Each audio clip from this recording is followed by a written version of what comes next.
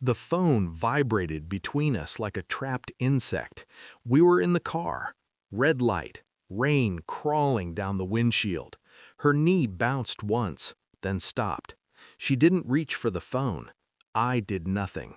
The screen lit the cabin with a name I recognized from billboards and late-night interviews.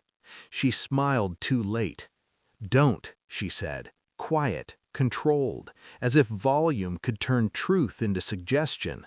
The light turned green. I drove. The phone kept vibrating. Each pulse counted my heartbeat backward. I watched her reflection in the glass, jaw tight, eyes empty, a face rehearsed for applause.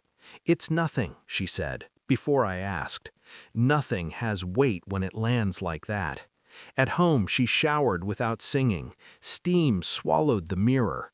I stood in the hallway and listened to the water erase whatever she thought I was allowed to hear. The phone buzzed again on the counter. One message slipped through the lock screen. "Just one night won't matter." I didn't unlock it. I didn't need to. Some truths announce themselves politely. Others kick in the door and sit down like they own the place. I slept beside her that night, wide awake, counting the spaces between her breaths. My mind ran a different rhythm, years rewinding, moments reinterpreted. The gala she insisted on attending alone, the new dresses, the sudden privacy, the way she learned to say my name like it belonged to someone else. By morning, denial had packed its bags. She kissed my cheek, already gone. "Work," she said. I nodded. I had work too. Mine required patience. I didn't confront, I catalogued. Dates, patterns, gaps. Fame leaves fingerprints. Publicists clean the surfaces, they miss the corners. I noticed how often she smiled at nothing, how her phone slept face down now, how she began to pity me without knowing why. The betrayal wasn't only the affair, it was the edit, the way she reduced our marriage to a footnote in her own mythology. I had been useful once, now I was an obstacle with good manners.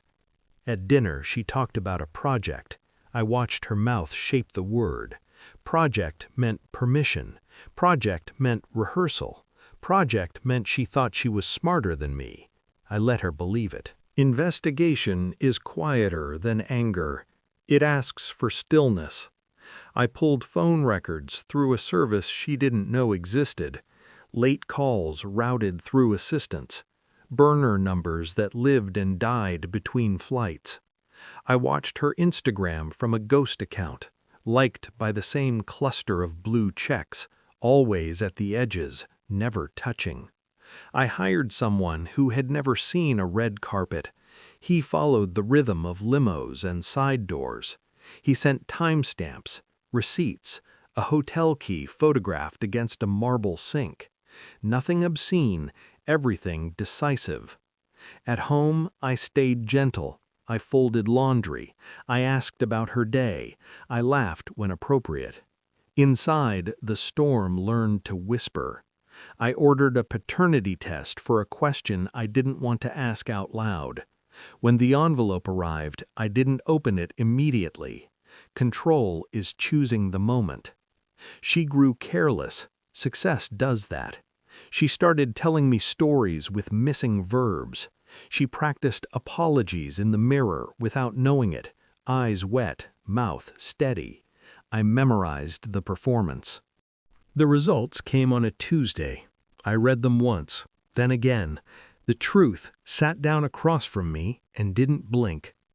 That evening I set the table like any other night. Candles, wine, familiar rituals are disarming. After dessert, I slid a folder across the wood. She laughed, confused. Then she opened it. The room changed temperature. Photos first, then records, then the test. Her hands shook. She tried to speak and failed. I waited. Silence does the heavy lifting. "It was just one night," she said finally. The line she'd practiced, the lie she loved. I nodded. I know. That was when she broke. Revenge doesn't require volume. It requires timing.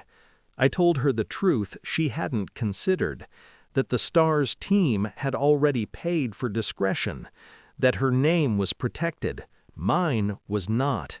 I showed her the press release scheduled for the morning. Not scandal, context, the careful kind that lets the public decide who to forget. I told her I'd already filed, that the house would sell, that the accounts were frozen by agreement she signed years ago without reading, that the story she wanted would go on without her, and the one she deserved would stay. She cried, she begged, she reached for me like memory could still negotiate. I stood, collected the folder. One night, I said, tasting the words. It mattered. I left before dawn. The city looked cleaner from a distance. I felt lighter without forgiveness weighing me down. People asked what happened. I gave them the truth with the edges sanded. The rest belonged to me. Power isn't loud. It's the moment you realize you don't need the ending they owe you. I walked away, not angry, finished, and for the first time, the silence answered back.